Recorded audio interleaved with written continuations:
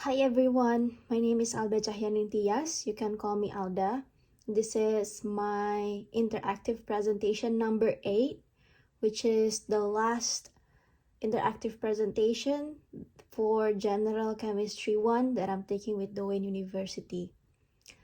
Honestly, I'm kind of feeling a little bit bittersweet.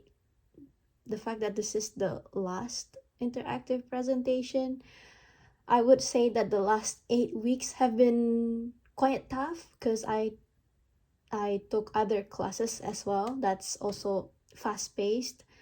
I don't think I would do it again in the future because I think it was a bad decision, but definitely I learned a lot from this opportunity and really grateful for this opportunity. But yeah, that's just like an intermezzo.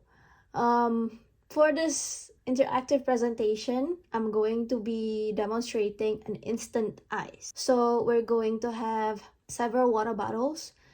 It's filled with water, and we're going to observe how it's going to transform from water or liquid to solid or ice. So hope you enjoy this video. I have with me here 3 water bottles. They're of the same size.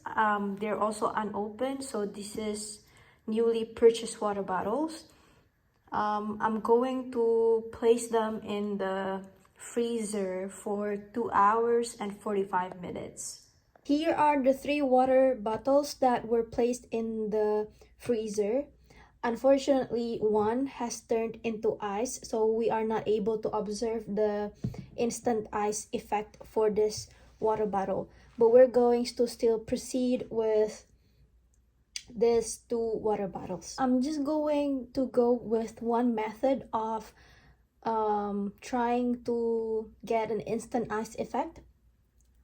So we're going to place it like this. You place it horizontally and then you give it a sharp jolt in the middle, like right over here. So let's do that. Ooh. Now it's an ice. Look at that. Let's try another one. Place it horizontally like this and then another sharp jolt. Wow. That's awesome. The reason why we were able to observe the instant ice effect is because the water bottles were cooled in a temperature that's under the freezing point of water. Although the water bottles were placed or were cooled in a temperature that's below its freezing point, the water has not frozen. The reason why the water has not frozen is because the water molecules have not found their stable arrangement to later on form crystal ice or ice crystal. So you can basically say that they're still in that phase change between solid and liquid, or liquid to solid. So that's the reason why it remained as a liquid when we removed it from the freezer. However, when you give it an instant disturbance, like with the hit, using your knuckles, that gave a disturbance to the water molecules and enabling the water molecules inside the water bottle to find their stable arrangement to form ice crystal. And since they're now forming ice crystal, basically now you have ice inside the water bottles. Another important thing that I would like to briefly discuss is there is one factor that might have contributed to this experiment being successful or not.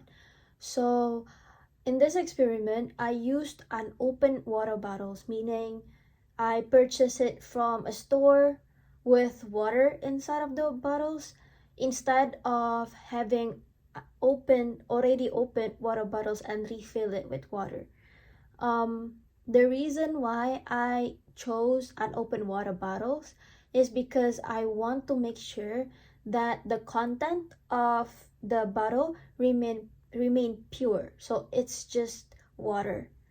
versus if I were to use open water bottle and refill it with water. Inside the water bottle there might be other molecules or other chemicals, such as maybe soap, maybe like alcohol, maybe grease or oil, and other things. So this could be a contributor why we were able to observe the instant ice effect. Thank you so much for watching this video. I hope you were able to learn something from it as much as I learned something from it as well. So yeah, thank you once again.